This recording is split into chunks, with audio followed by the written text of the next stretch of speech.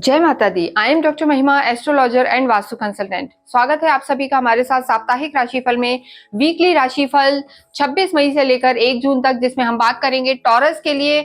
और टॉरस के लिए हफ्ता कैसा रहने वाला है, एक विशेष चीज का इस हफ्ते के एंड में इन्हें ध्यान रखना है, जो शुक्र इन्हें सिखाकर जाएगा। वो क्या है, आइए हम ये वीडियो देखते हैं कि क्या ध्यान रखने की जरूरत है इस पूरे ही हफ्ते इन्हें, और खास तौर पर इस हफ्ते के आखिर में। तो देखिए, इस जो हम वीकली राशिफल की बात करते हैं उसमें मोस्टली हम चंद्रमा के आधार पर देखते हैं, क्योंकि चंद्रमा ही एक ऐसा प्लेनेट है जो हर 2.25 दिन में अपना स्थान परिवर्तन करता है और हफ्ते में लगभग 3 बार वो जो है अपना राशि का परिवर्तन कर लेता है। लेकिन इस हफ्ते शुक्र भी एक ऐसे ग्रह हैं जो अपना राशि परिवर्तन कर रहे हैं। 31 मई को शुक्र परिवर्तित हो रहे हैं। अभी तक वो मीन राशि में थे, अपना जो है हम कहेंगे शत्रु राशि में थे, और अब 31 मई को वो मीन से निकलकर और मेष में प्रवेश करेंगे। मेष इनकी सम राशि है। मेष के जो लॉर्ड होते हैं मंगल होते हैं। मेष जो राशि है या मंगल जो स्वामी है वो थोड़े से जोशीले स्फूर्ति वाले होते हैं, और शुक्र भी यहाँ पर वैसा ही फल देंगे। तो देखिए, जो ओवरऑल स्थिति है, शुक्र हम जानते हैं कि लग्जरी के कारक है, रोमांस के कारक हैं। वो वृषभ राशि के लिए कैसा फल लेके आने वाले हैं वो यहाँ पर हम देखेंगे। अगर हम इस हफ्ते के लिए चार्ट देखते हैं तो आपके फर्स्ट हाउस में यहाँ पर बुध सूर्य हैं, और जो हफ्ते की शुरुआत है, जो चंद्रमा की स्थिति रहने वाली है 26 तारीख के लगभग। शुरू में तो चंद्रमा आपके 12th हाउस में रहेंगे, लेकिन जैसे जैसे दिन निकलेगा, यानी आप ये मान के चलें कि आपकी ही राशि में चंद्रमा का स्थिति रहने वाली है, उसके 2 दिन बाद चंद्रमा आपके धन भाव में रहेंगे और फिर आपके तीसरे भाव में आ जाएंगे। पूरे ही हफ्ते वृषभ के लिए चंद्रमा की स्थिति बहुत अच्छी बनी हुई है, और शुक्र जो है आपके व्यय भाव में आ जाएंगे। तो आपको किन चीजों को ध्यान रखना है इस हफ्ते, और कैसा रहने वाला है, हम कहेंगे कि आपका स्वास्थ्य है या आपका व्यापार या आपके जो है संबंध। देखिए, ये हम गोचर के आधार पर बनाते हैं, लेकिन इसके आधार पर आपको अपनी कुंडली को भी देखना चाहिए, क्योंकि कहीं ना कहीं कुंडली कैसी है, कुंडली में ग्रह कैसे हैं, बहुत कुछ उस पर भी निर्भर करेगा। अगर आपको नहीं पता कि आपकी राशि कौन सी है तो आप कुंडली खोलें, जहां आपके चंद्रमा प्लेस्ड हैं वहां नंबर 2 लिखा है तो आप वृषभ राशि के हैं, और ये वीडियो आप ही के लिए है। देखिए, शुरू करते हैं हम आपके चार्ट से। जैसे हमने बताया, शुरू में ही बुध आदित्य योग बना हुआ है आपकी कुंडली में, जो एक अच्छा सूचक होता है। साथ ही साथ चंद्रमा भी हफ्ते के जो 2 दिन है 26-27 आपकी ही कुंडली में रहने वाले हैं, आपकी ही राशि में रहने वाले हैं। और सेकेंड हाउस में जो है यहाँ पर गुरु विराजमान है। थर्ड हाउस में आपके मंगल हैं।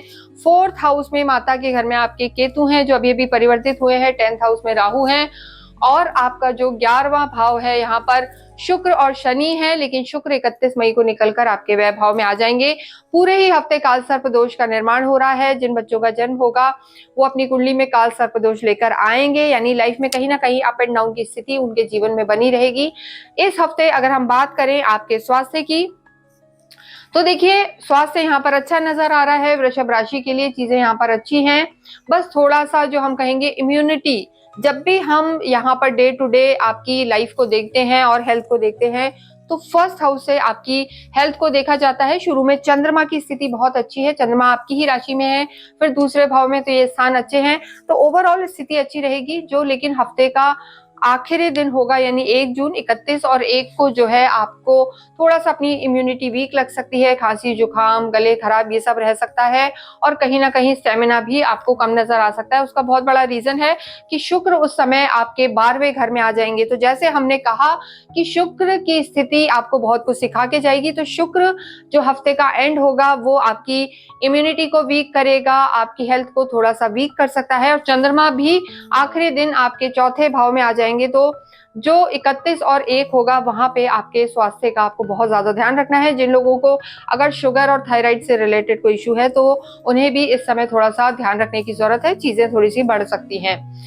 नेक्स्ट हम बात करते हैं आपकी लव लाइफ के बारे में। देखिए, लव लाइफ के जो लॉर्ड हैं यहाँ पर बुध हैं, आपके बुध आपकी लगन में ही बैठे हैं, और जो 5th हाउस से आपकी लव लाइफ को देखा जाता है, तो बुध यहाँ पर आपके लॉर्ड हैं और स्थिति अच्छी बनी हुई है। तो लव लाइफ की अगर स्थिति देखा जाए तो शुक्र की सीधी दृष्टि है, शनि की भी दृष्टि है, आप स्वयं शुक्र हैं और आपके जो पार्टनर हैं बुध हैं, तो यहाँ अच्छा तालमेल नजर आ रहा है वृषभ राशि के लिए। चीजें यहाँ पर अच्छी रहेंगी, लव लाइफ यहाँ पर अच्छी नजर आ रही है। बस आपकी लगन में सूर्य है तो थोड़ा सा आपकी वाणी खराब हो सकती है, थोड़ा एरोगेंस आ सकता है, यानी आप थोड़ा सा डोमिनेटिंग हो सकते हैं। तो इस हफ्ते आपको बिल्कुल भी डोमिनेटिंग नहीं रखना है, अपने आप को, लोगों को रूल नहीं करना है, इस चीज का आप ध्यान रखें। डाउन टू अर्थ रह के चलें तो आपके रिश्ते बेहतर रहेंगे।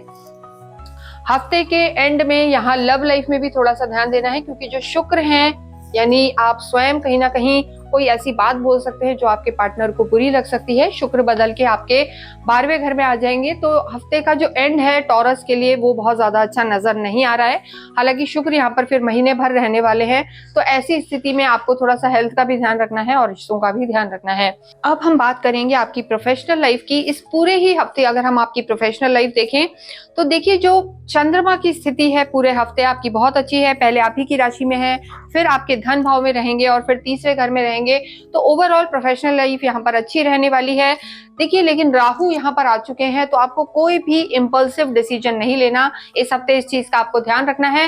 साथ ही साथ जो हफ्ते का एंड होगा उसमें खर्चे ज्यादा होने के योग हैं, तो कोई भी प्रोफेशनल लाइफ में अगर आप डिसीजन लेते हैं तो आपको ध्यान रखना है कि 30 तारीख से पहले पहले आप डिसीजन लें। फिर जो आपके शुक्र हैं वो आपके व्यय भाव में चले जाएंगे, और जैसे हमने शुरू में आपको कहा था कि खर्चे बहुत ज्यादा हो सकते हैं, एक्स्ट्रा वेकेंसी हो सकती है, यानी आप सोचेंगे किसी की फोमो में आ सकते हैं, देखा दाखी आप चीजें कर सकते हैं कि उसके पास ये लैपटॉप है तो मैं भी यही लूंगा, या ये है तो ये लूंगा, या इस तरीके से इन्वेस्टमेंट आप गलत कर सकते हैं। इस चीज का वृषभ राशि वालों को विशेष ध्यान रखना है हफ्ते के एंड में। और हफ्ते के एंड में चंद्रमा भी आपके, हम कहेंगे कि 4th हाउस में आ जाएंगे। चंद्रमा का गोचर में 4थे, 8वें, 12वें घर में होना कभी भी अच्छा नहीं माना जाता, तो पूरा हफ्ता काम की दृष्टि से अच्छा है, लेकिन हफ्ते का जो अंत है वो ज्यादा अच्छा नहीं है। कहा जाता है अंत भला तो सब बुरा, पर यहाँ पर उल्टा है, तो एंड में आपको ध्यान रखना है, अन्यथा आपको चीजों में ग्रोथ भी मिलेगी, काम में एक्सपेंशन भी है, रिकॉग्नाइजेशन भी रहेगा।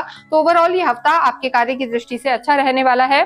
विद्यार्थियों की अगर हम बात करें तो विद्या के जो स्वामी हैं यहाँ पर आपके बुध बने हुए हैं, और बुध इस समय आपकी लगन में ही है, शुक्र के घर में है, तो बुध का शुक्र के घर में होना यानी मैत्री, अपने फ्रेंड के घर में है, तो ये स्थिति आपकी बहुत अच्छी बनी हुई है। बुध आदित्य योग है, तो ऐसे में स्टूडेंट्स के लिए ये हफ्ता बहुत अच्छा रहने वाला है, रिजल्ट अच्छे रहने वाले हैं। लेकिन जो लोग कहीं भी क्रिएटिव फील्ड में हैं उनके लिए जरूर हफ्ते का जो अंत है वो, उसमें अगर उनके एग्जाम है, अगर 31 और 1 को एग्जाम है, तो वहां हम कहेंगे कि रिजल्ट अच्छा आने के चांसेस थोड़े से कम है, वहां मेहनत की ज्यादा जरूरत है। अन्यथा ये पूरा ही हफ्ता आपके लिए अच्छा है। चंद्रमा का जो गोचर है आपकी स्वयं की राशि में, धन भाव में, और पूरे ही हफ्ते हम कहेंगे कि वृषभ में, मिथुन में और कर्क में गोचर रहेगा, लेकिन 1 जून को वो थोड़ा सा परिवर्तित होके सिंह में आएंगे, वो आपके लिए अच्छा नहीं। तो एग्जाम की दृष्टि से, विद्या की दृष्टि से यह हफ्ता आपका अच्छा रहने वाला है। नेक्स्ट हम बात करते हैं आपके अध्यात्म की और आपके भाग्य की। देखिए, आध्यात्मिक हालांकि अब थोड़े से कम होते हैं टॉरस वाले, मतलब ये लोग बहुत ज्यादा बैठ के या लंबी पूजाएं नहीं कर सकते, हालांकि सबके साथ ऐसा नहीं है। अगर किसी की कुंडली में गुरु अच्छे हैं तो डेफिनेटली वो बहुत पूजाएं करेंगे, या उनका इंटरेस्ट जो है अध्यात्म की तरफ ज्यादा होगा। ये हम इन जनरल बात करते हैं और गोचर के आधार पर बताते हैं। लेकिन इस समय गुरु की स्थिति आपके धन भाव में ही है, आपके कुटुंब में है और आपकी वाणी में है, तो ओवरऑल आप आध्यात्मिक रहेंगे। लेकिन इससे ज्यादा कि बहुत ज्यादा बैठ के ध्यान कर रहे हैं, नाम जप कर रहे हैं, इससे ज्यादा घूमने फिरने में ज्यादा ध्यान देंगे तो यात्राएं आपकी जरूर छोटी मोटी हो सकती हैं, ये जरूर है। या घर में हम कहेंगे, अब केतु भी आपके 4th हाउस में आ गए हैं, तो ऐसे में घर में कोई आयोजन हो सकते हैं। इसके साथ साथ ही जब हम आपके भाग्य की बात करें तो सबसे अच्छा जो टॉरस के लिए चीज है वो भाग्य की बात है। भाग्य इनका बहुत साथ दे रहा है इस पूरे ही हफ्ते। जो आपके भाग्येश हैं आपके लाभ भाव में बैठे हुए हैं पूरे हफ्ते। 30 तक तो शुक्र के साथ बैठे हैं, शुक्र और शनि मित्र हैं, शुक्र उच्च के भी चल रहे हैं। तो 30 तारीख तक यानी 26 मई से लेकर 30 मई तक आपका समय बहुत बहुत अच्छा है। भाग्य भी आपका साथ देगा। कोई भी मेजर डिसीजन अगर आपने लेने हैं, चाहे प्रोफेशनल हो या पर्सनल हो, तो आप 30 मई तक लें, आपको भाग्य का पूरा पूरा साथ मिलेगा। भाग्य का साथ आपको 31 और 1 को भी मिलेगा। लेकिन अगर आपकी कोई प्रोफेशनल मीटिंग है, धन का साथ चाहते हैं, लग्जरी से रिलेटेड कोई चीज है, या किसी को नया प्रपोज करने जा रहे हैं, तो ऐसे में हम कहेंगे 31 और 1 ज्यादा अच्छा नहीं है, क्योंकि शुक्र परिवर्तित होकर आपके 12th हाउस में आ जाएंगे। वो कहीं ना कहीं हम कहेंगे आपके व्यय का भाव होता है, खर्चों का भाव होता है, चाहे रिश्ते हो और आपके लग्नेश हैं। तो लग्नेश जब 12वें भाव में जाते हैं तो ज्यादा अच्छे फल नहीं देते, लेकिन यहाँ पर अगर विदेशों से रिलेटेड कोई काम है, एक्सपोर्ट इंपोर्ट का काम है, तो वो आपको लाभ दे सकता है। तो इस तरीके से अगर हम रिकैप देखें तो पूरा ही हफ्ता आपका अच्छा रहने वाला है, लेकिन इस हफ्ते में आपको विशेषकर एंड में जो हम कहेंगे, अंत में मतलब जो हम कहेंगे, खर्चों पर बहुत ज्यादा ध्यान देना है। वह यहाँ पर बढ़ता हुआ नजर आ रहा है। इसके अतिरिक्त थोड़ा सा क्रोध को संयम में रखें। एरोगेंस बढ़ सकता है, एटीट्यूड बढ़ सकता है, डोमिनेटिंग नेचर हो सकता है। सूर्य के कारण लो प्रोफाइल रहें, डाउन टू अर्थ रहें, इम्पल्सिव होकर डिसीजन नहीं लें, तो आपके लिए हफ्ता अच्छा रहने वाला है। पूरे ही हफ्ते आपको कुंजिका स्त्रोत का पाठ करना चाहिए, देवी की आराधनाएं करनी चाहिए। साथ ही साथ आप हनुमान चालीसा भी करें। आपके पराक्रम में मंगल नीच के होके बैठे हैं, कहीं ना कहीं कॉन्फिडेंस थोड़ा सा शेकी हो सकता है, घबरा सकते हैं। इसके अतिरिक्त किसी भी इंपॉर्टेंट काम से जाएं, कोई आवश्यक कार्य हो या कोई एग्जाम हो, तो थोड़ा सा दही चीनी खा के जाएं, और आप चाहें तो छोटी छोटी कन्याओं को कुछ मीठा प्रसाद भी बांट सकते हैं। पूरे ही समय आपको अवश्य ही देवी की आराधनाएं करनी चाहिए और हनुमान जी की आराधनाएं भी करनी चाहिए, इससे आपको काफी लाभ होगा। इसके साथ इस वीडियो को हम यही विराम देते हैं। कमेंट बॉक्स में अवश्य ही ओम शुभ शुक्राय नमः लिखें, तो देखें आपके लॉर्ड का आशीर्वाद आपको कैसे प्राप्त होता है। Thank you.